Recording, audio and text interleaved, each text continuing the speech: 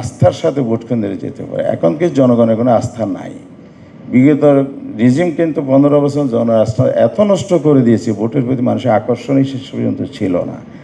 আমরা এই সরকারের অনুরোধ করতে চাই, ওনারা জনগণের আস্থা ফিরিয়ে আনার জন্য কাজ করছেন, এটাকে আরও শক্তিশালী করুক এবং সঠিক পথে ওনারা অগ্রসর হোক এবং ওনারা সঠিক সিদ্ধান্ত নেই। এই জন আস্থা তৈরির থেকে বড় বিষয়। তাহলে একটা অ্যাসিড টেস্ট যদি ইলেকশনের মাধ্যমে হয়ে যায়, তাহলে এটা আমরা অনেক বেশি বেনিফিট হবে, ন্যাশনাল ইলেকশনটা আরও ভালো করতে পারবো। নাম্বার 3 হচ্ছে, নেক্সট ইলেকশনের জন্য গণভোটটা এই জন্যেই দরকার, সংস্কারের বিষয়গুলো আসলে কি আছে জনগণকে জানতে হবে। কিছুটা হয়তো জনগণ জানে, গণভোটের মাধ্যমে আরও ব্যাপকভাবে জানার সুযোগ আছে। ইলেকশন কমিশন এটাকে পাবলিক করবে এবং সরকার এটার জন্য প্রোপাগান্ডা করবে। আমরা রাজনৈতিক দল, civil society and others stakeholder সবাই মিলে যদি একটা মাঠে নামে, তাহলে জনগণ বুঝতে পারবে একটা গণভোট হচ্ছে। আর জনগণের আকাঙ্ক্ষা অন্য গণভোটের মতো হবে না। বাংলাদেশে 3টি গণভোট হয়েছে, একটা কনস্টিটিউশনাল আর 2টি হলো অ্যাডমিনিস্ট্রেটিভ গণভোট হয়েছে।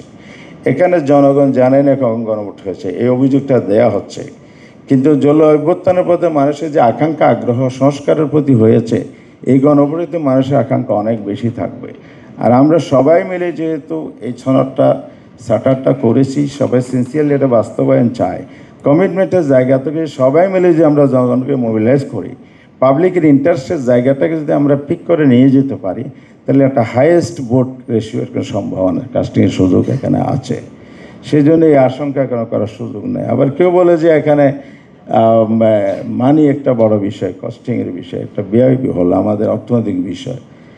যেখানে 27 লক্ষ কোটি টাকা বিদেশ পাচার হয়ে গেলে শ্বেতপত্র গভর্নমেন্টের রিসার্চের মধ্য দিয়ে প্রকাশ হয়েছে, সেই দেশে 1,500 কোটি টাকা আপনি এত বড় করে দেখবেন, জাতি এত বড় একটা স্বার্থে, জনস্বার্থে, দেশের স্বার্থে আমরা কত বড় বড় প্রকল্প নিচ্ছি, সে জায়গায় 1,500 কোটি টাকা। আর এখানে যেগুলো ইকুইপমেন্ট কেনা হবে, এটা ন্যাশনাল ইলেকশন ইকুইপমেন্ট কাজে লাগবে, ব্যালট বাক্স অ্যান্ড আদার লজিস্টিক যেগুলো সব থেকে যাবে। 2 মাস 1 মাসের পরে আপনি এটা কাজে লাগাতে পারবেন। কস্ট ম্যানেজের বিষয়টা কিন্তু এখানে বড় করে দেখার সুযোগ নাই। জনস্বার্থে, দেশের স্বার্থে এগুলোকে ভেরি নেগলিজিবল একটা পয়েন্ট আমরা সেও দেখি। এখন আমরা কেন আন্দোলনে গিয়েছি, এটা প্রশ্ন আপনারা উঠিয়েছেন, এটা হয়তো ভুলও যদি থাকতে পারে। এই জন্য আমি স্পষ্ট করে বলতে চাই, আমি আগেও বলেছি, এটা আমরা ডেমোক্রেটিক প্রসেসে আগাচ্ছি এবং আমরা নিয়মতান্ত্রিক পদ্ধতিতে আন্দোলনটা করছি। আমরা জনমত তৈরি করার জন্য করছি, আমরা প্রেশার গরু হিসেবে কাজ করছি না। আমরা পাবলিকের কাছে যাচ্ছি বা ভয়েস রেজ করছি, আবার সরকারকে আমরা কনভিন্স করার চেষ্টা করছি। আমরা এমনকি রাজনৈতিক দলগুলোকে আহ্বানও জানিয়েছি, একটা পলিটিক্যাল পার্টি হিসেবে বলেছি। আমরা পাবলিকলি বলেছি, আসেন, আমাদের মতদ্বৈততা ভিন্নতা থাকতে পারে, এটা যেন মতবিরোধ এবং আমাদের মধ্যে সেরকম অস্থিরতা তৈরি না করে যেটা দেশের জন্য ক্ষতিকর হয়। আমরা আলোচনার টেবিলও কিন্তু আপনাদেরকে আহ্বান জানিয়েছি। সাইফুল হক ভাইদের সাথে আমরা আগেও আলাপ করেছি, বিএনপির সাথে আমরা লং টাইম একসাথে কাজ করেছি, সুসম্পর্ক বজায় রেখে কিন্তু আমরা রাজনৈতিক ডিবেটও আছি, আলোচনায়ও আছি। বিএনপির মহাসচিবকেও কিন্তু আমাদের পক্ষ থেকে নক করা হয়েছে, অবশ্য ওনারা রিপ্লাই দিয়েছেন জামাতের আহ্বানে সাড়া দিবেন না। আমি একটু একটা আবদারের সুরে বলতে চাই, বিগত রিজিম কিন্তু এই ধরনের একটা স্বরূপ সবসময় বাজাতো, অমুকের সাথে বসবো, অমুকের সাথে বসবো না। সেই কালচার থেকে আমরা বেরিয়ে আসতে পারি না। আপনারা ডাকেন, আমরা যাব। বিএনপি যদি আহ্বান করে, জামাত অবশ্যই সবার আগে যাবে এবং অন্যদেরকেও উদ্বুদ্ধ করবে, আসেন সবাই মিলে আলোচনা করেন।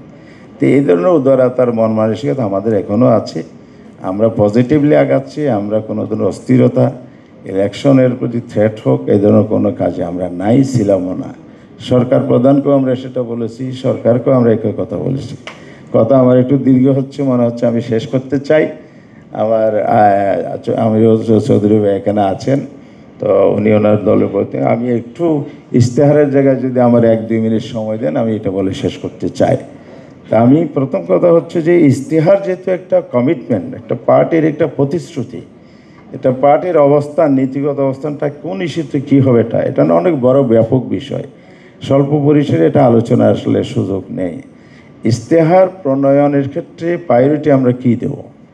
আমার দলের পক্ষে যদি আপনি বলেন, ফার্স্ট প্রায়োরিটি হবে আমরা একটা করাপশন ফ্রি বাংলাদেশ চাই, কারণ আমাদের দেশ থেকে যে পরিমাণ টাকা বাইরে চলে গেছে, পাচার হয়ে গেছে, এই টাকা দিয়ে আমরা 4টি বাজেট করতে পারি।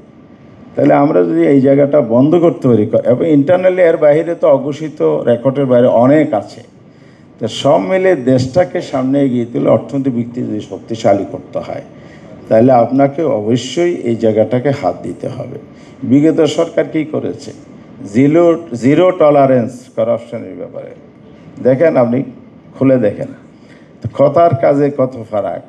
আবার পার্লামেন্টে অর্থমন্ত্রী বলে যে 4,000 কোটি টাকা এটা কোনো টাকাই না। আমি পার্লামেন্টে ছিলাম, সেদিন আমি বাজেট বক্তৃতায় আলোচনা করে বলছিলাম, মাননীয় স্পিকার, যে আমাদের অর্থমন্ত্রী বাজেট দিয়েছেন, এখানে তো পুকুর চুরি হয়ে গেছে বিগত দিনে, সামনে কি আগাবেন? তো উনি জবাবে বলছিলেন, অর্থমন্ত্রী আবুল মাল আব্দুল মুহিত সাহেব দুনিয়া থেকে চলে গেলেন, তো উনি বললেন যে মাননীয় সদস্য ঠিকই বলেছেন, তবে এটা সঠিক না।